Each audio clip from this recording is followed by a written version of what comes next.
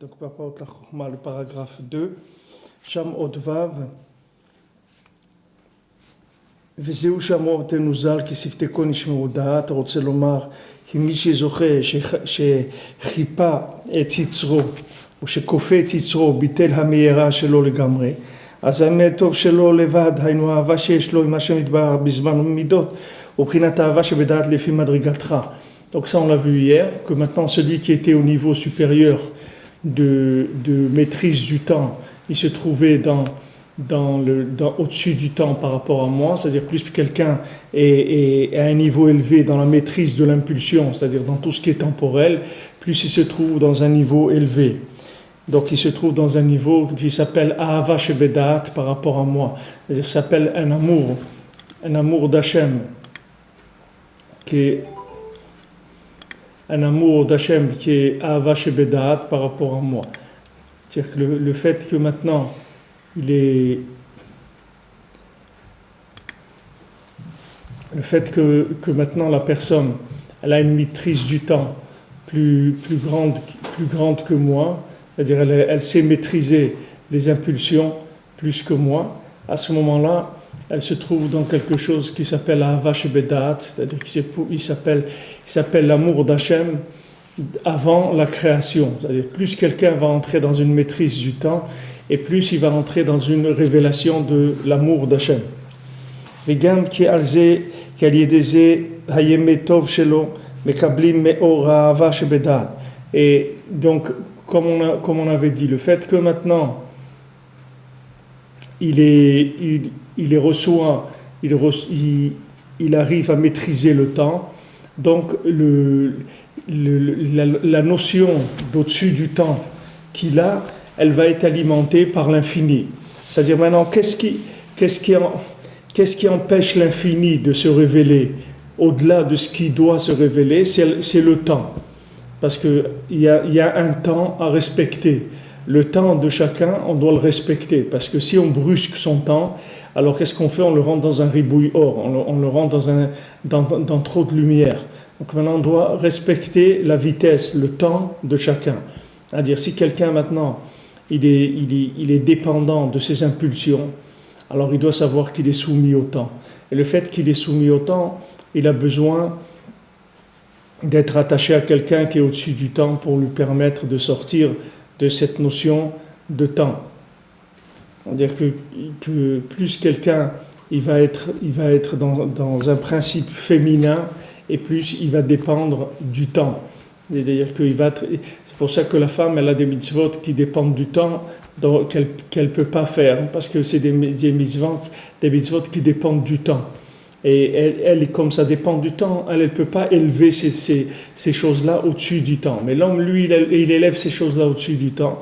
Donc maintenant, elle a besoin d'être attachée à son mari pour que son mari l'attire de là où elle est et qu'elle arrive à être au-dessus du temps. Ça, c'est le principe féminin en général. C'est-à-dire, plus quelque chose va être féminin, c'est-à-dire plus quelque chose va s'approcher de Malchut, c'est-à-dire plus quelque chose va être dans le principe de la matière, et plus il va avoir besoin de quelque chose qui est au-dessus du temps pour le faire monter. Donc maintenant, quand quelqu'un se trouve chacun là où il se trouve, il a en lui une partie qui est dans le temps et une partie qui est au-dessus du temps.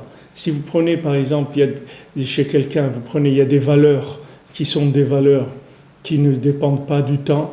Il y a des valeurs de moralité qui ne dépendent pas du temps. Il y a des valeurs de la famille, il y a des valeurs du respect des parents, il y a des valeurs du respect du monde, il y a des valeurs de Echeretz, il y a des valeurs des valeurs qu'il y a chez l'individu qui sont des valeurs qui ne sont pas par rapport au temps. Ce sont des valeurs qui sont au-dessus du temps. C'est-à-dire que maintenant, même si son impulsion, à un moment ou à un autre, elle va lui dire le contraire, il va pas écouter son impulsion parce que ce sont des choses qui sont ancrées en lui et sur lesquelles il n'a pas de doute. Alors maintenant, ces choses-là, qui sont le minimum dans le monde, elles sont alimentées par l'infini, elles sont alimentées de façon minimale. Mais maintenant, si la personne, elle avance dans l'engagement par rapport à des notions qui ne sont pas des notions de ce monde, qui sont des notions du monde futur, plus la personne elle va avancer et plus elle va recevoir de la lumière. Parce que comme on a expliqué hier, c'est-à-dire que maintenant, le fait que la personne révèle de l'infini dans le fini, s'attache à des valeurs infinies dans le monde qui est fini, s'attache à des valeurs comme le Shabbat, ou toutes les mitzvot, ou la kashrut, toutes les mitzvot qui sont, comme on a dit, kol mitzvot echa emuna, que toutes les mitzvot c'est de la emuna. Donc en nous attachant aux mitzvot, on s'attache au-dessus du temps. En plus, quelqu'un, il va mettre dedans, dans la mitzvah, il va mettre de l'argent, par exemple, il va mettre du temps, il va mettre son cœur dans la mitzvah, plus la mitzvah, elle va recevoir de l'infini. Parce qu'Hachem, il n'attend que des endroits où on lui donne de la place en tant qu'infini pour se manifester en tant qu'infini. Donc maintenant, quand la personne elle va faire un choix d'infini dans sa vie qui est sous le temps, elle va dépasser le temps. À ce moment-là, cette notion même dans laquelle elle a dépassé le temps, elle va être alimentée par l'infini et lui permettre de découvrir des choses qui vont faire que tout ce qu'il y avait avant, ça va être un acquis pour elle. C'est-à-dire, ça va être des choses qui sont évidentes. Alors que quelqu'un, il va avoir une lutte, il va y avoir une lutte pour le Shabbat, pour la Kashrut, pour Eretz Israël, ou pour des choses comme ça. Mais quelqu'un qui est dedans, cette lutte-là, elle n'existe plus. Parce que la personne, elle est passée à un niveau de Ahava Shebedat, c'est-à-dire elle est passée à un niveau de révélation de l'infini sur ce sujet-là, qui va faire qu'il n'y a plus de questions sur ce sujet-là. Maintenant, par exemple, quelqu'un qui vit en Eretz Israël, au bout d'un certain temps, alors il n'a plus de questions, c'est-à-dire sur Eretz Israël.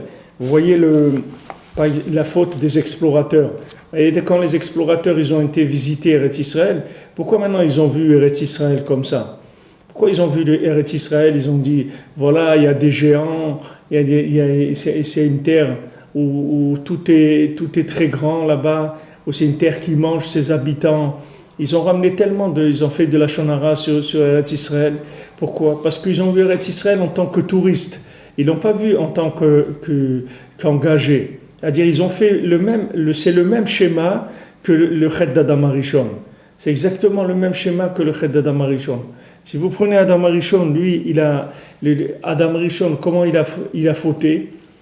Adam Arishon, il a voulu comprendre avant de faire, c'est-à-dire avant de vivre la chose, de s'engager, il a voulu comprendre. Il a dit que maintenant, si jamais il comprend, alors il ne va pas faire la chose comme ça, comme un idiot. Il va comprendre, ça va lui donner plus de kelim. Beaucoup de gens vous disent ça. Ils disent, si je comprenais les mitzvot, alors j'aurais fait. Mais il faut comprendre d'abord, on n'est pas des idiots, pourquoi on va faire comme ça? Mais c'est pas qu'on est des idiots. C'est pas du tout qu'on est un idiot. Au contraire, c'est celui qui va essayer de comprendre avant de faire qui est un idiot. Parce que lui, il va limiter la chose qu'il va faire à la capacité de l'esprit qu'il a aujourd'hui. Mais il ne peut pas comprendre. Avec son esprit, il ne peut pas comprendre. Comment vous voulez expliquer à quelqu'un ce que c'est le Shabbat? Vous ne pouvez pas expliquer. Vous lui dites, voilà, Shabbat c'est bien. C'est tout ce que vous pouvez dire. Eretz Israël c'est bien. De se marier c'est bien. De faire les mitzvot c'est bien. C'est tout. Qu'est-ce que vous allez lui dire d'autre? Vous ne pouvez rien lui dire. Parce que toutes les explications, c'est des choses qui vont être par rapport à son esprit. Et son esprit, il est ce qu'il est par rapport à son engagement dans la vie aujourd'hui. Vous ne pouvez pas lui parler d'autre chose. Donc maintenant, quand nous, on a reçu la Torah, on a dit Naaseh Venishma. Tout de suite, on a vu que la Torah, ça demande un engagement avant de pouvoir comprendre quoi que ce soit. Maintenant, les Meraglim, les explorateurs qu'est-ce qu'ils ont fait? Ils disent non, on va aller en voyage d'études en Israël. On va voir un peu comment c'est. Et maintenant, après, on décidera. Mais les Maaseh Akadosh Baruch Hu, il t'a dit déjà que c'est une terre dans laquelle il coule du lait et du miel. Il te l'a dit, Akadosh Baruch Hu, que c'était bien. Pourquoi maintenant tu vas vérifier? Hachem, il t'a dit c'est bien. Maintenant, toi, tu dois dire Hachem, il a dit c'est bien, c'est tout. Hachem, il a dit c'est bien. Ça suffit, ça me suffit si Hachem il me dit que c'est bien. Ah, maintenant, moi, je ne comprends pas que c'est bien. C'est pas grave que je ne comprenne pas. Hachem, il m'a dit que c'est bien. Donc, du moment où il m'a dit c'est bien, ça veut dire que Be'emet, les Amito, c'est bien. Maintenant, même que Be'emet, ça a l'air pas bien d'après mon cerveau aujourd'hui, mais je sais que maintenant, c'est mon esprit qui fait que je vois que c'est pas bien.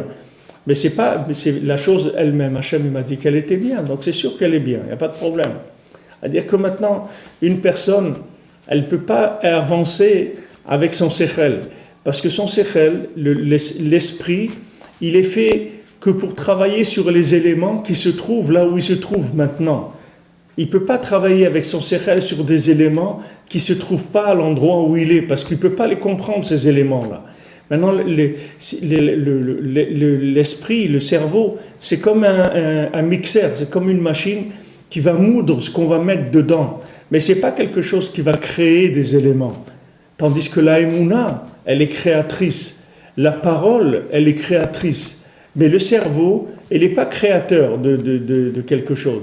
Le cerveau, il prend des éléments que vous lui donnez. Et voilà, il va emmagasiner avec de la chokhma, ou il va déduire avec de la bina par rapport à la chokhma. Mais maintenant, le da'at, c'est Ruach HaKodesh, Rashi dit. Chokhma, c'est qu'est-ce que quelqu'un il apprend des autres. Bina, c'est qu'est-ce que quelqu'un il déduit de ce qu'il a appris des autres. Et da'at, c'est Ruach HaKodesh. Le da'at, c'est avat. Shebedat, c'est l'amour d'Akadosh Baruch Hu, c'est ça le da'at. Le da'at, c'est d'arriver à trouver l'amour d'Akadosh Baruch Hu dans toutes les situations. C'est ça ce qui s'appelle da'at. Da'at, c'est d'arriver à trouver l'amour d'Hachem. Qu'est-ce que ça veut dire trouver l'amour d'Hachem dans toutes les situations? Ça veut dire que là où il trouve comment aimer Hachem. Comment s'aimer avec Hachem, comme on a vu dans la Torah. C'est-à-dire comment arriver à faire un yichud dans cette situation-là, à faire un yichud avec Hachem. Ça s'appelle le da'at. Le da'at, il est fait des yichudim. Les yichudim, ils viennent du da'at. Le da'at, il est meyached, c'est-à-dire la conscience de l'infini, elle est meyachedet. Maintenant, plus elle unit les éléments. Maintenant, plus le da'at, il est grand, et plus il peut y avoir union des éléments. Plus maintenant le da'at est petit, et plus il y a exclusivité et exclusion. Plus l'esprit est petit, c'est-à-dire que maintenant la personne, elle a un sechel, elle a une structure de raisonnement, et plus dans la structure de raisonnement, elle va se limiter. Tandis que plus quelqu'un il a de la émouna, et avec cette émouna, il a un engagement avec Akadosh Baruch Hu, qui lui donne un da'at, c'est-à-dire une ahava shebedat, un amour d'Hachem qui vient de la conscience et qui vient d'au-dessus du temps, plus il est capable d'unir des éléments qui sont sous l'emprise du temps, parce qu'elles sont sous l'emprise du temps momentanément. Si vous prenez deux personnes qui se disputent, maintenant vous allez arriver à les raisonner tous les deux. Comment vous pouvez les raisonner? Parce que vous êtes au-dessus du temps par rapport à leur situation. Pourquoi ils se disputent? Parce qu'ils se sont fait attraper par un élément de temps qui s'appelle X. Maintenant, ces gens-là, il y avait un élément de temps, et notamment, dans les plus grands éléments de temps qu'il y a, c'est l'argent. Puisque les goïms disent « time is money », le temps c'est de l'argent. Donc eux, quand ils rentrent dans l'argent, ils rentrent dans la notion de temps complètement. Tandis que nous, Baruch Hashem, nous quand on a de l'argent, on donne le maaser, on donne la tzedaka, ça purifie tout notre argent, ça le fait passer au-dessus du temps. C'est-à-dire ça donne un da'at dans notre argent. Par le fait qu'on fait du chesed avec notre argent, Hachem nous a demandé de donner le maaser, Hachem nous a demandé de faire la tzedaka, pour justement ne pas tomber dans l'emprise du temps qu'il y a dans l'argent. Mais maintenant, quand quelqu'un, il se dispute avec quelqu'un d'autre pour une histoire d'argent, ça veut dire que maintenant ils sont pris dans une notion de temps. Cette notion de temps, elle fait que la personne, elle peut arriver même à mentir, chas v'shalom, pour de l'argent. Pourquoi elle va mentir? Parce que là, elle est tellement prisonnière du temps qu'elle peut pas dire la vérité. C'est-à-dire au niveau où elle se trouve maintenant, de dire la vérité pour elle, ce serait insupportable parce qu'elle risque de perdre l'argent dans la situation dans laquelle elle est en dispute avec quelqu'un sur une somme d'argent. Donc la personne, elle va mentir pour avoir de l'argent. Pourquoi? Parce qu'elle est prisonnière dans le temps. Donc alors si quelqu'un il vient de l'extérieur, celui qui vient de l'extérieur, il est là pour faire le shalom entre eux. Donc comment il va faire le shalom entre eux? Il va essayer de trouver dans chacun des éléments qui sont au-dessus du temps, des valeurs qui sont au-dessus du temps, et faire valoir ces choses, ces valeurs-là, les faire valoir, les faire grandir, de manière à faire passer le problème du temps, à faire sortir le problème du temps. Et à ce moment-là, on peut parler de solution dans une dispute d'argent. Alors celui qui vient de l'extérieur, le troisième, il s'appelle Da'at. Il s'appelle Da'at, c'est-à-dire que lui, il vient avec des éléments qui sont par rapport à eux, qui sont au-dessus du temps. Donc dès qu'il est au-dessus du temps, il a déjà la solution à mon problème. Toute personne qui est au-dessus du temps par rapport à moi, elle a la solution au problème. Parce qu'elle vit dans une notion de temps dans lequel mon problème n'existe pas du tout, là où l'autre il se trouve, quand il se trouve dans un endroit plus élevé que moi. Donc maintenant, tout va dépendre de l'emprise du temps et de combien la personne elle est sortie du temps. C'est-à-dire combien la personne elle s'est engagée dans la Emouna de manière à sortir du temps. Et à ce moment-là, de recevoir des éléments d'infini qui vont venir enrichir son da'at, c'est-à-dire sa conscience. C'est-à-dire que maintenant, le chacham, il est mosif chokhma. C'est-à-dire plus que quelqu'un, il a une chokhma, on parle ici pas de la chokhma du sechel, la chokhma qui est venue par le vécu des choses. C'est-à-dire, si vous appelez ça la chokhma expérimentale, si vous voulez, ou la chokhma de la conscience des choses, pas la chokhma de la connaissance, la chokhma de la conscience des choses. Plus quelqu'un il a de la chokhma de la conscience des choses, et plus il va avoir de la chokhma. C'est-à-dire qu'il va découvrir des éléments sans arrêt qui étaient des éléments au-dessus du temps, et il ne s'était pas rendu compte avant de la valeur de ces choses-là. Comme je vous avais dit, il y avait un Rav qui est venu habiter en Eretz Israël, parce qu'il y avait un autre Rav qui était passé une fois d'Eretz Israël en Chutz La'aretz, et qui avait convaincu ce Rav de monter vivre en Eretz Israël, et lui avait fait beaucoup de louanges sur Eretz Israël, et il lui avait dit aussi que les pierres d'Eretz Israël, c'est des pierres précieuses. Alors une fois après, en Eretz Israël, ces deux rabbanim, ils se sont rencontrés. Alors le Rav qui était monté en Eretz Israël, il a dit à l'autre, vous savez, tout ce que vous m'avez dit sur Eretz Israël, je me suis rendu compte que j'ai vu ça. Mais que les pierres d'Eretz Israël, s'il y a des pierres précieuses, ça, j'ai pas vu. Alors le Rav lui a répondu, il a dit, si tu as le mérite, un jour, tu verras ça aussi. Alors l'autre, il a compris que ça venait de lui. Ça venait pas que lui avait dit quelque chose qui n'était pas vrai. Ça venait de lui, de là où il se trouvait maintenant, dans la vitesse de temps sur laquelle il tournait, il ne pouvait pas voir que les pierres d'Eretz Israël, c'était des pierres précieuses. Alors il a jeûné, il a fait tchouva, il a travaillé sur lui-même et il dit que quelque temps après, il a vu que les pierres d'Eretz Israël, c'était des pierres précieuses mamash. Il a vu les pierres précieuses, les pierres d'Eretz Israël, il a vu que c'était des pierres précieuses mamash. Mais au début, il ne pouvait pas les voir. C'est comme les Meraglim. Les Meraglim, au début, ils sont venus, ils ne pouvaient pas voir que c'est une terre qui est au-dessus du temps. Vous ne pouvez pas voir que c'est une terre qui est au-dessus du temps. Regardez les nations, elles vont toujours à la conquête de l'espace. Elles vont à la conquête de l'espace, voilà, et vous dites, voilà, et on pourra être sur Mars dans moins de 20 ans, et on pourra s'installer sur la planète Mars, etc. Qu'est-ce que tu as besoin de t'installer sur la planète Mars? Ici, là où tu es ici déjà, tu t'en sors pas. Qu'est-ce que tu veux t'installer sur la planète Mars? Qu'est-ce qu'il y a à faire sur la planète? Non, il y a une conquête de l'espace. Pourquoi conquête de l'espace? Parce que les gens ils sont prisonniers dans le temps et ils veulent essayer de sortir du temps, mais avec une manipulation du temps. Mais c'est pas possible. On peut pas sortir du temps en manipulant le temps. C'est pas possible. Pour sortir du temps, il faut en sortir mamash. Et comment on sort du temps? En s'attachant à l'infini qui se trouve dans le temps. C'est pas en cherchant à sortir physiquement dans les distances qu'il y a entre la Terre et la Lune, la Terre et la planète Mars, des choses comme ça qui servent à rien, c'est des budgets qui coûtent des milliards, mais ça sert à rien du tout. Il n'y a aucune vie nulle part. Le seul endroit où il y a de la vie, c'est sur Terre, c'est tout. Pas la peine d'aller chercher, la Torah elle vous le dit. C'est dommage pour l'argent, c'est dommage pour le temps, c'est dommage pour tout ce qui est investi comme effort physique pour former des astronautes, c'est dommage pour tous les problèmes, tous les programmes qui sont des choses, des programmes pour aller dans l'espace, parce qu'il n'y a rien là-bas.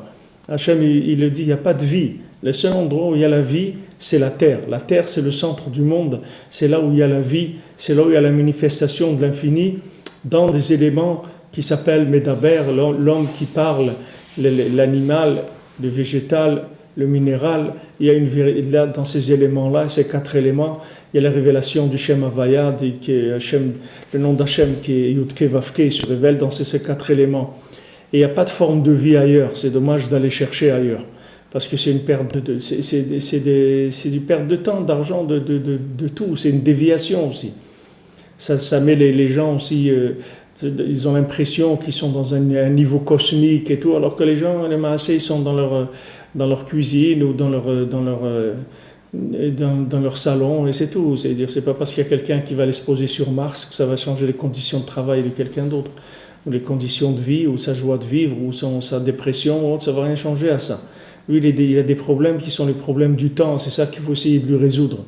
Maintenant, si vous voulez résoudre les problèmes des gens qui sont pris dans tout ce qui est des vicissitudes du temps, il faut les éduquer à sortir du temps, à s'attacher à des éléments, des valeurs qui n'ont aucun rapport avec le temps. C'est-à-dire, Beïkar, faire du chesed. Parce que le chesed, là, quand quelqu'un il est miséricordieux, il fait du bien aux autres, ça fait passer au-dessus du temps. Parce que toute la création du monde, Hachem, il l'a faite pour donner. Tout le temps, Hachem, il l'a créé pour pouvoir avoir le temps de donner, c'est tout. Pour pouvoir donner à l'homme la possibilité de s'attacher à l'infini. Hachem, il a créé le temps par chesed. Donc quand quelqu'un, il fait du chesed, il est créateur de temps. Et plus quelqu'un il fait du chesed dans sa vie, et plus il vivra longtemps. Il va vivre âgé. Hachem, il va lui donner des longues années de vie. Pourquoi ? Parce qu'il fait chesed. Comme il fait chesed, il est un créateur de temps. Donc même matériellement, il vivra longtemps aussi. Parce que toute personne qui est créatrice de temps, c'est sûr qu'elle, c'est la première qui va profiter de ce temps-là.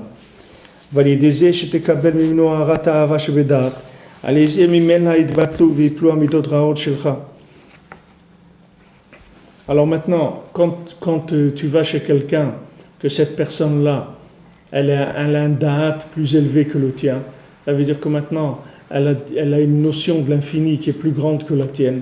Donc quand tu viens voir cette personne-là, quand tu t'attaches à cette personne-là, tout de suite, les voiles qu'il y a chez toi par rapport à l'infini, ils tombent. Et maintenant, tu as une révélation du bien, comme le bien qui se trouve chez cette personne-là, chez qui tu vas. Maintenant, quand tu viens chez le sadique lui-même, qu'est-ce qu'il fait ? Sa présence, elle enlève les clipotes. La présence du tzaddik, elle enlève les clipotes de la personne. Rien que la présence du tzaddik, rien que l'attachement au tzaddik, ça enlève les clipotes. Ça fait tomber les clipotes qu'il y a sur la personne. Ça fait tomber quoi ? Toutes les choses qui se sont collées à la personne avec le temps. Tout ce qui a fait que le temps, la mode, les éléments émotionnels, ils sont collés sur lui. Tous ces éléments, ils vont disparaître quand la personne elle va venir chez le tzaddik, parce qu'elle va venir chez celui qui a le da'at.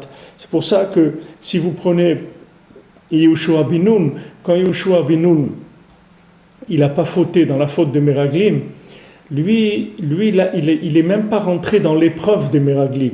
C'est-à-dire, il n'a même pas vécu l'épreuve des Meraglim. Si vous prenez maintenant Kalev ben Yefouné, il a senti que c'était un problème grave, les Meraglim, et qu'il y avait là une possibilité de tomber et qu'il fallait faire attention. Alors maintenant, qu'est-ce qu'il a fait ? Il a vu que c'était impossible de résister à ça. Alors il a été sur la tombe des Havot à Hebron, prié sur la tombe d'Avraham, Yitzhak et Yaakov, parce qu'il s'est dit, si maintenant je ne m'attache pas à ces endroits-là, qui sont les endroits d'au-dessus du temps, puisque maintenant c'est l'endroit où il reste là-bas une partie du Nefesh des Tzadikim, si je ne vais pas de cet endroit-là, là, cette notion de Meraglim, ces gens-là, ils vont m'attraper, parce que leur raisonnement à eux, c'est un raisonnement qui est tellement puissant dans le temps, parce que c'était des gens très forts, les Meraglim. Les Meraglim, ce n'étaient pas des petits visiteurs, des petits touristes qui venaient là faire un petit tour comme ça. C'était des gens qui étaient des Nessiers du Ham Israël. C'était les princes du Ham Israël. C'était les dirigeants de tout le Ham Israël. C'était des gens qui étaient les dirigeants de chaque tribu. C'est des gens très très élevés au point de vue Torah. Donc il n'y a personne qui va pouvoir résister à leur raisonnement. Si maintenant vous vous approchez de leur raisonnement, vous ne pouvez pas. Rabbeinu, même dans le Sipurim Asiot, dans le Baal Tfila, que Rabbeinu parle du Baal Tfila, le Sipur du Baal Tfila, avant les 7 mendiants, le 12e conte dans les Sipurim Asiot, c'est le Baal Tfila. Rabbeinu là-bas, il montre toutes les erreurs qu'il y avait dans le monde, les gens qui ont choisi des choses qui étaient fausses dans leur apparence parce qu'elles n'étaient pas attachées à l'infini de l'élément. Par exemple, les gens qui pensaient que le Ikar c'est la Chorma, ou les gens qui pensaient que le Ikar c'est de développer son corps, ou les autres qui pensaient que le Ikar c'était d'être joyeux, de profiter de ce monde. Il y avait toutes sortes de groupes qui avaient des idées, que ces idées-là, c'était des idées qui venaient du temps uniquement. Ce n'étaient pas des idées qui étaient au-dessus du temps. Ils en ont fait leur religion, leur ont fait leur but dans la vie, c'est ces notions-là. Et Rabbeinu dit qu'il y a des raisonnements qu'ils avaient, que Rabbeinu lui-même, il n'a pas voulu les révéler, parce qu'il a dit, si je vous révèle leur raisonnement, vous êtes tellement faible que vous risquez de tomber dedans. Uniquement les étudiants, mais pas pour vous, vous n'avez pas l'intention de tomber là-dedans, mais le fait que vous allez voir ces raisonnements, ils sont tellement puissants que vous risquez de rester emprisonné dans ces raisonnements. C'est pour ça que je ne vais pas vous donner ces raisonnements-là. Maintenant, les Meraglim, c'était des gens très dangereux dans leur raisonnement. Tout celui qui s'est approché d'eux, il est tombé parce que c'était des raisonnements qui étaient hyper puissants et hyper bien montés et que vous n'avez rien à répondre. Vous ne pourriez rien répondre du tout. Qu'est-ce qu'il a fait Kalev Ben Yefouné? Il s'est rendu compte de ça. Il s'est sauvé. Tout de suite, il a couru à Hebron, bien que là-bas, il y avait des géants qui étaient là-bas à Hebron. Il n'a pas eu peur, il a couru, il a été prié parce qu'il a vu que c'était dangereux pour lui. Il a vu que maintenant, il y avait un danger qui était de quoi? De tomber dans les raisonnements des Meraglim, que ça c'était hyper dangereux. C'est-à-dire que maintenant, quand vous voulez monter en Eretz Israël, etc., il vaut mieux pas en parler trop aux gens, il vaut mieux monter, parce que tous les gens qui sont en Chutz La'aretz et qui sont enfouis dans Chutz La'aretz avec des raisonnements, ils ont des raisonnements qui peuvent affaiblir quelqu'un qui est un petit peu hésitant, quelqu'un qui est pas sûr de lui, qui n'a pas eu vraiment une révélation, quelque chose de fort, et peut se faire abîmer par d'autres personnes. C'est parce que maintenant, lui aussi, il est dans une notion de temps.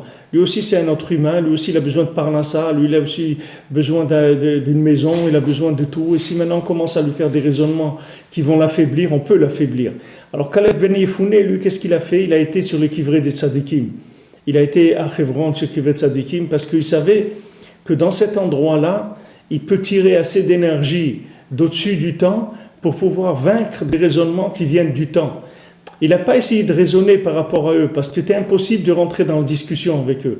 Qu'est-ce qu'il a fait? Il a été là-bas, il s'est chargé là-bas en énergie d'infini. Il a demandé de l'aide au Havot. Et maintenant, cette aide-là, ça s'est transformé en quoi? Qu'il a vu que ces gens-là, ce qu'ils disaient, c'était faux.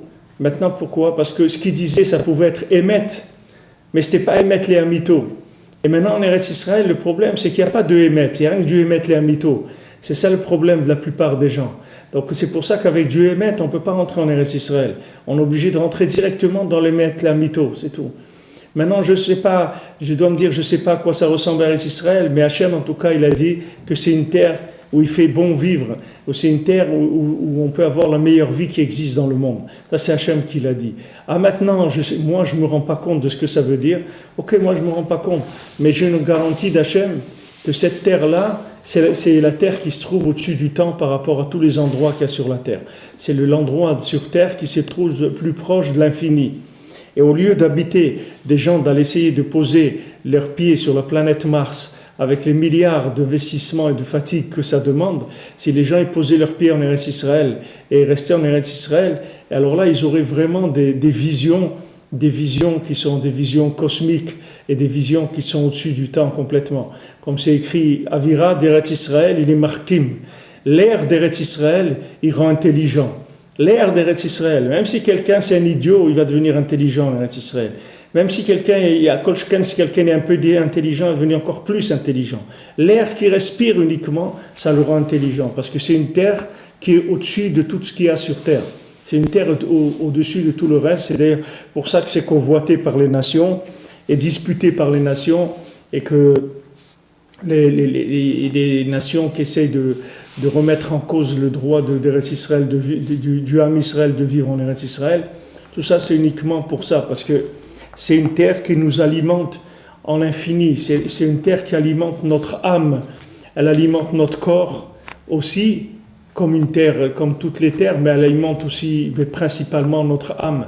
C'est-à-dire vivre en Eretz Israël, ça veut dire faire grandir son âme. Même si maintenant quelqu'un il est en Eretz Israël comme il fait grandir son âme, comme c'est écrit Shron Eretz ou Emuna. Habite en Eretz Israël et fait grandir la Emuna. C'est-à-dire quand tu fais grandir la Emuna, tu fais grandir le Da'at, c'est-à-dire tu fais grandir la connaissance d'Hachem.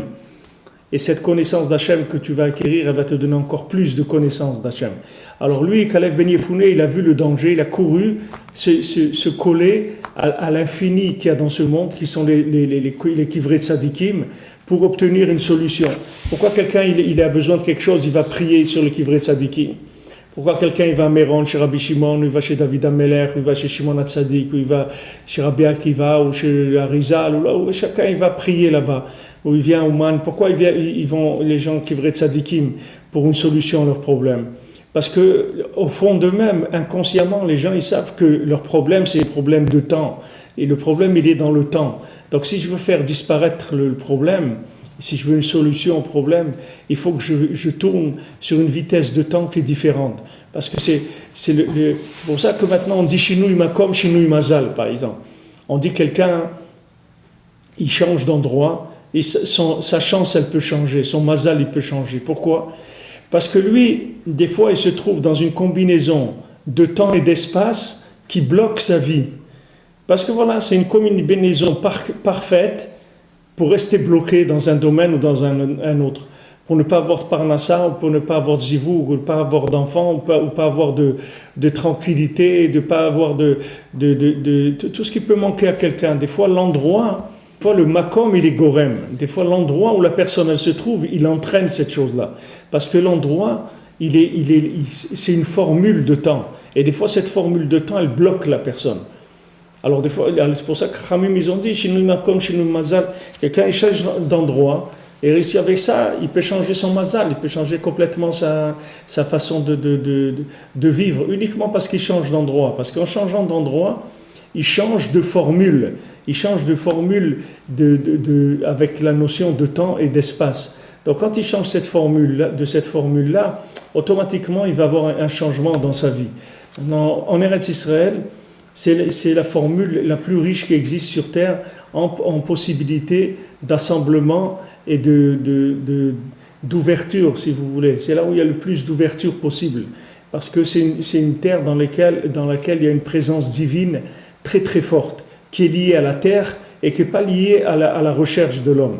Elle est liée à la terre. C'est sûr qu'avec la recherche, il y a toujours possibilité d'arriver à plus, mais en tout cas, il y a un minimum de présence divine en Eretz Israël qui est au-dessus de tout ce que quelqu'un il peut chercher quand il est Chutz Laaretz. Parce qu'il y a une présence qui est inhérente et qui est permanente, jour et nuit. Même quand vous dormez en Eretz Israël, vous recevez de l'énergie divine, même en dormant. Parce que la terre elle-même, ce que vous respirez, ça vous fait avancer. Alors maintenant, quand Kalev Ben Yefouné, il a vu le problème des Meraglim, il a vu ces gens tellement intelligents, il a dit, ces raisonnements-là, ils vont nous faire tomber, on ne va pas pouvoir tenir. Il a couru chez les Havot, il a prié, et il s'en est sorti.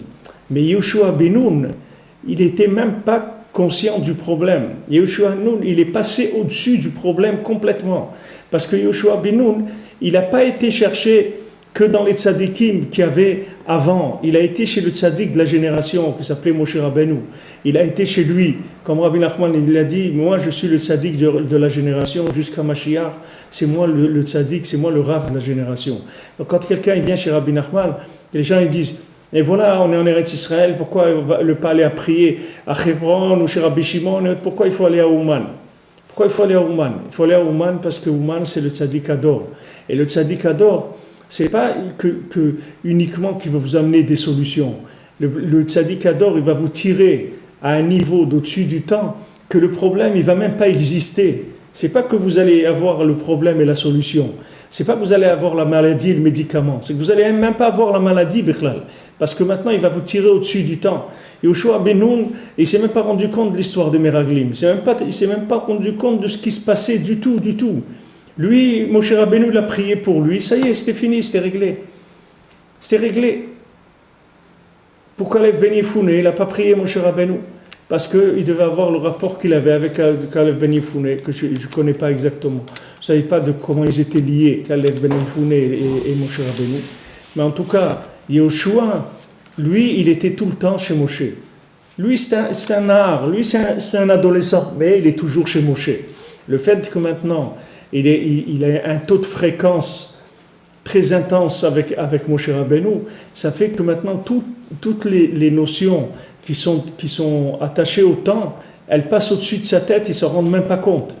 Il ne se rend même pas compte des épreuves qu'il y a dans sa vie. Il ne se rend même pas compte de ça, parce que les épreuves, il ne les vit même pas. Il est attaché à une notion d'au-dessus du temps tellement grande qui fait que maintenant tout est solutionné. C'est pour ça que la solution Béhémet de toute chose, c'est de changer la notion de temps dans laquelle je vis. Plus maintenant je vais me rapprocher d'au-dessus du temps, plus je vais trouver une solution à tous mes problèmes. Que ce soit physique, que ce soit nafshi, de l'âme, que ce soit des matériels, spirituels, de la parnassa, des enfants, du zivouk, de la simcha, tout. Quelqu'un en changeant d'endroit, ça va lui amener des solutions, de changer le temps dans lequel il vit. Chaque endroit sur Terre, il a un facteur temps qui est lié à cet endroit-là. Il y a des endroits qui sont très lourds au point de vue temps, qui ont un temps très très lent, où les gens là-bas ils sont paresseux, où les gens ils vivent doucement, où tout tourne très lentement, très très lentement.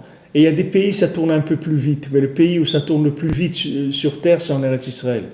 En Eretz Israël, dès que vous viendrez en Eretz Israël, vous verrez que vous avez l'impression que tous les gens ils sont stressés.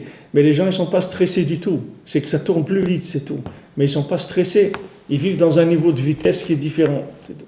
Il n'y a pas de stress, ça ne vient pas d'un stress, ça ne vient pas des nerfs qu'ils vont vite. C'est que la vie, elle va plus vite. Tout le mécanisme, il tourne beaucoup plus vite. À tous les niveaux, il tourne beaucoup plus vite. Donc bien sûr, ça donne beaucoup de résultats positifs aussi dans énormément de domaines qui permettent justement de rentabiliser cette vitesse-là où la personne tourne. Donc maintenant, quand il y a une personne c'est ce qu'il dit ici, Rav de Tchérin, que maintenant, quand une personne elle vient chez le tzaddik, automatiquement le mal qu'il y a chez elle, il tombe. Il n'a pas besoin de faire quelque chose. Caleb Ben Yefoune, il a été prié, il a fait quelque chose. Et Yehoshua Benu n'a rien fait du tout. Qu'est-ce qu'il a fait? Il était chez Moshe Rabbeinu, c'est tout. Ça, c'est la solution de tous les problèmes. D'être chez Moshe, c'est ça la solution à tous les problèmes. Parce que être chez Moshe, ça veut dire recevoir une lumière d'au-dessus du temps permanente. Et cette lumière d'au-dessus du temps, elle fait tomber toutes les notions de temps, toutes les erreurs qui sont liées au temps. Combien de gens ils sont venus, encore le dernier voyage qu'il y avait à Ouman, là, à l'Akba Omer, combien de gens qui m'ont dit, mais on ne voulait pas, c'est Rav Yifrach, on ne voulait pas venir, je ne voulais pas venir. Je suis venu parce que ma sœur m'a tiré, elle m'a dit, etc. Alors je dis, bon, ok, je viens. Elle dit, mais ma vie, elle s'est transformée, je ne comprends pas comment en 3 jours on peut changer un individu complètement. Mais c'est sûr que ça ne peut pas se comprendre. Ça ne peut pas comprendre, c'est que si vous rentrez dans une notion qui est au-dessus du temps, donc maintenant, toutes vos erreurs, toute votre bêtise qui venait du temps, elle s'en va, elle tombe, et vous devenez quelqu'un d'autre. Ça prend quelques minutes, ça ne prend même pas quelques jours, ça prend quelques minutes. Le temps de donner une pièce à Tzedaka, de faire un tikkun haklali, de parler un petit peu avec Rabbi Nachman, c'est ça y est, tous les voiles, ils tombent. Tous les voiles, ils tombent, c'est-à-dire tous les voiles, ils partent, c'est fini. Et la personne, elle commence à avoir envie de vivre du judaïsme. Elle s'engage sur Shabbat, elle s'engage sur la tchouva, sur monter en Eretz Israël, sur ne pas faire des bêtises dans sa vie, etc. D'où ça vient, ça? D'où ça vient? Qu'est-ce qu'elle a fait matériellement? Qu'est-ce qu'elle a fait pour arriver à ça? Elle n'a rien fait du tout. Qu'est-ce qu'elle a fait? Elle s'est collée à une centrifugeuse qui est au-dessus du temps. Donc automatiquement, toutes les notions qu'elle avait de temps, elles ont disparu. Il y a des éléments qui sont liés. C'est sûr qu'en physique, et surtout en physique nucléaire, c'est sûr que ça, ce que je vous dis maintenant, ça doit exister. C'est des éléments. C'est que la vitesse, elle fait disparaître des choses. Et elle fait apparaître d'autres choses. C'est-à-dire que si maintenant vous faites tourner quelque chose à une vitesse, C'est le fait que vous faites tourner quelque chose à une vitesse, ça va opérer des changements dans la chose. C'est-à-dire qu'il y a des choses qui vont apparaître à partir d'une certaine vitesse. Il y a des choses qui vont disparaître à partir d'une certaine vitesse. C'est sûr que en changeant la vitesse qui est liée avec la notion de temps complètement, cette vitesse-là, elle va elle-même amener des solutions, elle va changer la structure des choses. Même la structure des choses, elle va changer par rapport à la vitesse. Plus maintenant ça va tourner vite, ça veut dire conscience d'Hachem plus grande, et plus il y a des éléments qui vont disparaître, qui sont des éléments nés dans le temps et qui vont disparaître dans le temps. Donc c'est dommage de se battre, si vous voulez, dans des notions de temps, parce que se battre dans des notions de temps, c'est dommage, parce que la personne, elle peut y passer une grande partie de sa vie, alors que uniquement elle sort du temps, et là, le problème n'existe plus. Fini. Un déplacement dans le temps, c'est fini. Un déplacement du temps au-dessus du temps, et le problème, il n'existe plus. Alors que dans le temps, il a l'air insurmontable, le problème. Complètement insurmontable. Alors que en allant au-dessus du temps, le problème, il est résolu. Et ce qu'il dit ici, tout automatiquement, tes mauvaises midotes, elles vont tomber. Automatiquement, elles vont tomber. Parce que tes mauvaises midotes, ça veut dire des mauvaises mesures. Tes mauvaises mesures, ton mauvais comportement, il vient du fait que tu vis dans une certaine notion de temps. À toi de sortir de cette notion de temps. Sors de cette notion de temps. Va vers celui qui vit au-dessus du temps. Va vers celui que toute sa vie, il a cherché que à s'attacher à l'infini. Et là-bas, tu vas avoir une annulation de tous les éléments qui sont des éléments négatifs dans ta vie, c'est-à-dire qui proviennent du temps. Et maintenant, le bien qu'il y a dans ma vie va sortir. Une fois que maintenant je vais m'attacher à la personne qui est au-dessus du temps, tout le bien qu'il y a en moi, il va se révéler. Tout ce bien qui était caché par la misère dans laquelle je vivais, par la misère spirituelle, par la misère matérielle. Combien de gens, ils ont tellement de soucis de parnassa qu'ils ne peuvent pas penser à autre chose dans leur vie. Qu'est-ce qu'il a fait Paro? Il a dit, voilà, tu vas leur ajouter du travail. C'est tout, ajoute-leur encore du travail, encore plus du travail. Parce que Paro, qu'est-ce qu'il a compris? Il a compris quand ils ont dit on veut faire Avodat Hashem, il dit mais attendez, si vous pensez encore à faire Avodat Hashem, ça veut dire que vous ne travaillez pas assez, ça veut dire qu'on ne vous a pas complètement aliéné, donc il faut qu'on vous aliène complètement. Et ça c'est le développement de l'ère industrielle, comme je vous ai dit, l'ère industrielle elle est venue au moment où les gens ils ont commencé à faire de la machloket contre les tzadikim, à faire de la machloket contre Rabbi Nachman, ça a donné l'ère industrielle. Qu'est-ce que c'est l'ère industrielle? C'est l'automatisation des choses, c'est-à-dire que l'hyper-rentabilité, l'hyper-exploitation du temps. C'est-à-dire que maintenant, c'est plus le temps comme il était avant. Avant, le temps, c'est que quoi? Un cordonnier fait une paire de chaussures tous les 3 jours. D'accord? Maintenant, une usine de chaussures, elle fait des milliers de paires de chaussures par heure. Comment c'est possible une chose comme ça? C'est quand la personne elle s'est enfouie dans le temps encore plus, dans la production dans le temps. C'est-à-dire essayer d'exploiter le temps, c'est-à-dire d'être dans le temps encore plus que ce que quelqu'un était là-bas. Donc ça maintenant, ça a augmenté la consommation dans le monde. Et Pachout, ça a rendu les gens esclaves du temps. Les gens, ça les a rendus esclaves du temps. Vous avez tellement de choses qui peuvent vous servir à sortir du temps, et les maasés, le résultat, c'est que la personne elle est encore plus esclave du temps. Quelqu'un m'a dit une fois, il était comptable, il dit avant on faisait toute la comptabilité à la main, avec des calculs à la main. Aujourd'hui il y a des programmes de comptabilité, on rentre des données, c'est tout se fait par le programme. Maintenant tout le temps qu'on avait où on faisait ça, où il est passé ce temps-là, on ne voit pas qu'on a plus de temps qu'avant, parce que la personne, ce temps-là qui lui est donné, il lui est pris d'un autre côté. Et d'un côté, on lui fait des programmes pour aller plus vite dans la comptabilité, mais d'un autre côté, on lui fait aussi des tentations où il peut arriver à avoir des milliers de choses à la minute qu'avant, lui, il aurait fallu des mois pour avoir cette chose-là. Maintenant, en quelques minutes, il a la même chose. Donc, d'un côté, on lui donne, mais d'un autre côté, on lui prend encore plus que ce qu'on lui a donné. Ça, c'est l'ère industrielle qui a aliéné les gens, qui les a rendus esclaves, comme Paro il a fait pour l'homme Israël. Il dit quoi? Vous voulez servir Hachem, ça veut dire que vous ne faites pas assez Donc maintenant, même les briques, vous allez les fabriquer tout seul. Non seulement vous n'allez pas baisser votre construction, mais même les briques qui servent à construire, ça aussi vous allez les faire maintenant, puisque vous parlez d'Avodat Hashem. C'est-à-dire qu'ils les enfouissent dans le temps. Il y a des gens que pour leur vie uniquement matérielle, la plupart de leur vie, elle s'en va là-dedans. Qu'après, quand ils sont à la retraite, ils ont plus de force de faire quoi que ce soit. Ils n'ont même pas envie, parce que toute leur vie, ils ont tourné sur un circuit, que ce circuit-là, à la retraite, il ne donne pas envie de chercher Akadosh Baruch Hu. Pour eux, c'est pas parce que quelqu'un maintenant il va prendre la retraite que tout de suite il va commencer à chercher l'infini. Si quelqu'un il a été formaté sur le fini toute sa vie, eh bien la retraite il va continuer à vivre dans le fini au niveau où il est. C'est pas la retraite qui va lui fabriquer la conscience de l'infini. Mais s'il a cherché la conscience de l'infini toute sa vie, alors à sa retraite il aura plus de temps pour pouvoir chercher Hachem. Mais s'il n'a pas fait ça maintenant, aujourd'hui, Ayom Bekolot Ishma, aujourd'hui si tu écoutes Hachem. C'est aujourd'hui, tout dépend d'aujourd'hui. Est-ce que tu sors du temps ou pas? C'est ça la notion de la vie de chacun. Est-ce que maintenant tu choisis aujourd'hui de sortir du temps? Est-ce que maintenant aujourd'hui tu fais de doute, tu dis de la halakha, tu fais ce que le sadique il a dit, avec ça tu vas sortir du temps. Mais tu laisses passer les jours, les choses ne vont pas s'arranger, au contraire tu vas t'enfouir dans le temps encore plus. Tu vas rendre ton temps encore plus épais. Et c'est ça le principe de la klala ou de la bracha. La klala, elle ralentit le temps, la bracha, elle accélère le temps. La bracha, c'est de pouvoir en un peu de temps faire beaucoup de choses, un petit peu de temps gagner sa parnassa. Et la klala, c'est que même avec beaucoup de temps, il n'a pas de parnassa. Il travaille dur et il n'arrive pas à avoir sa parnassa.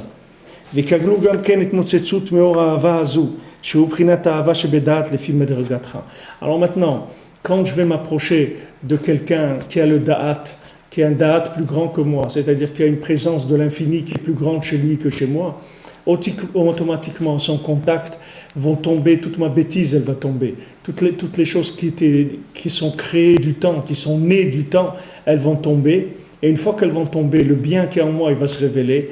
Et une fois que ce bien va se révéler, il va être alimenté par l'infini beaucoup plus que ce qu'il était avant. Parce qu'avant, ce bien-là, il était complètement recroquevillé, parce qu'il était pris entièrement dans le temps. On ne l'a pas laissé. C'est quand vous prenez un juif, on ne le laisse pas. Il doit se lever le matin, il doit aller faire parnassa, il doit accompagner ses enfants à l'école, il doit aller travailler. Le soir, il rentre, il a des choses à régler dans la comptabilité de la maison, faire des chèques pour payer des trucs, rentrer sur Internet pour faire des virements pour l'électricité, pour ci, pour ça. Il a des courses à faire, etc. Maintenant, une fois qu'il a fait tout ça, qu'est-ce qu'il lui reste comme temps pour pouvoir un petit peu ouvrir son cœur vers l'infini? Il lui reste très très peu de temps. C'est pas de sa faute, il n'arrive pas. C'est-à-dire qu'il y a tellement de choses à faire qu'il n'arrive pas. C'est ça qu'ils ont créé. Ils ont créé des systèmes de consommation qui sont aliénants. Mais vous ne pouvez pas en sortir. Vous ne pouvez pas aujourd'hui vivre comme au Moyen-Âge. C'est impossible. Vous êtes obligé d'un minimum de suivre le rythme. Vous ne pouvez pas faire autrement. Mais c'est pour ça que, autant maintenant, il y a eu une industrialisation, il y a eu le travail à la chaîne, autant dans la recherche de l'infini, il faut faire une industrialisation, c'est-à-dire il faut faire un travail pour la recherche de l'infini qui est la même chose qu'eux ils font pour la fabrication, augmenter la fabrication et la rentabilité. Il faut faire dans Avodat Hashem pour aller chercher chez les tzadikim, pour se coller à l'infini, parce qu'il faut savoir que maintenant, toute la société, elle se ralentit de plus en plus. C'est-à-dire, elle tourne, elle va dans le. Pourquoi ils appellent la récession? Qu'est-ce que c'est la récession? C'est le ralentissement. Le ralentissement de quoi? Le ralentissement de quoi? Qu'est-ce qui a ralenti? Pourquoi la terre elle tourne plus doucement? Que c'est le soleil tombe plus? Qu'est-ce qui s'est ralenti? Ce qui s'est ralenti, c'est que les gens se sont fouillés dans le temps. Ils sont rentrés dans la malédiction. La malédiction, elle a rendu le temps épais. Là, il y a de la récession. Pourquoi l'immobilier ça baisse? Pourquoi l'immobilier il baisse? Venez en Eretz Israël, vous verrez que l'immobilier il baisse jamais. C'est la seule chose qui est en Eretz Israël, c'est combien il augmente. Mais de baisser l'immobilier en Eretz Israël, jamais ça a baissé l'immobilier. Ça n'existe pas que ça baisse. Ça ne peut pas baisser. Parce que c'est un pays où tout est... la terre, elle a une valeur extraordinaire. Si quelqu'un veut investir, ce n'est pas la peine de faire du business dans sa vie. Si quelqu'un a de l'argent, il faut investir dans des maisons en Eretz Israël. Il n'y a rien qui rapporte plus que ça au monde. Parce que c'est une terre qui est demandée sans arrêt, plus et plus. Donc ça fait qu'augmenter. Maintenant, des fois, ça augmente beaucoup. Il est arrivé des fois que l'immobilier, il a fait des bonds de 20-30% en quelques semaines. Et des fois, ça augmente moins, mais baisser, ça baisse jamais. Regardez maintenant Chutz La'aretz, voilà, voilà en France, ils ont dit l'immobilier baisse, ça baisse, etc. Pourquoi ça baisse? Parce que le temps il s'épaissit. Quand le temps il s'épaissit, ça fait tomber. Maintenant, quand on fait des choses qui sont contre la volonté d'Hachem, quand on fait des votes, des mariages gays, des choses comme ça, alors ça épaissit le temps. Il faut s'attendre à un épaississement du temps. Un épaississement du temps avec tout ce que ça veut dire et toutes les conséquences qu'il y a de ça. Est-ce qui est écrit que maintenant les lèvres du Kohen elles gardent la conscience d'Hachem?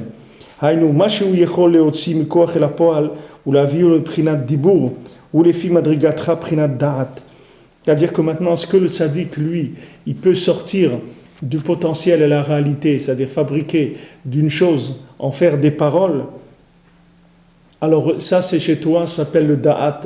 Ça s'appelle le da'at chez toi. Que ça c'est au-dessus du temps et des mesures. C'est-à-dire que maintenant, le tzaddik, lui, il peut arriver à amener en parole des éléments qui sont en potentiel. Il peut en faire des paroles, il peut avoir une parole qui est créatrice. C'est pour ça que le tzaddik, quand il dit quelque chose, alors ça se fait. Parce que le tzaddik, il a une maîtrise de la parole. C'est pour ça qu'Hachem, il ne voulait pas que Moshe Rabbeinu, il tape le rocher. Il voulait qu'il parle avec le rocher. Parce que taper le rocher, ça veut dire manipuler le temps. Mais Hachem, il dit, je ne veux pas que tu leur donnes une Torah qui vient du temps. Je veux que tu leur donnes une Torah qui vient d'au-dessus du temps. Donc tu vas parler avec le rocher, il va donner de l'eau, il va donner de la Torah. Pas avec les coups. C'est la même chose. Vous voulez que votre cœur il s'ouvre, il faut lui parler. Il ne faut pas lui donner des coups. Vous voulez que quelqu'un s'engage dans la Torah, il faut lui parler. Il ne faut pas lui donner des coups. Il ne faut pas le brusquer. Il ne faut pas le brutaliser. Il ne faut pas lui dire des choses qui vont lui faire mal. Il faut réveiller son cœur vers le bien. Vous voyez, dans Shabbat, on a vu les halachot Shabbat, on n'a pas le droit d'enlever le mal du bien. Parce que celui qui se trouve dans Shabbat, dans le tzaddik qui s'appelle Shabbat, qui se trouve dans la Torah, qui vit dans un niveau de shabbatique, de Torah, il n'a plus le droit de toucher le mal, d'enlever le mal. Lui, rien qu'il prend le bien, c'est tout, le mal tombe tout seul. Il ne s'occupe pas du mal, il s'occupe que du bien, de prendre le bien. Maintenant, le tzaddik, lui, il a le koach avec sa bouche de créer. La même chose que Hachem, il a créé le monde. Alors le tzaddik, il arrive à hausser des varos, c'est-à-dire sa parole, elle fait des choses. Il peut arriver à créer avec sa parole, et quand le tzaddik fait une bracha, cette bracha, elle se réalise. Parce que maintenant, la parole du tzaddik, elle a créé la chose.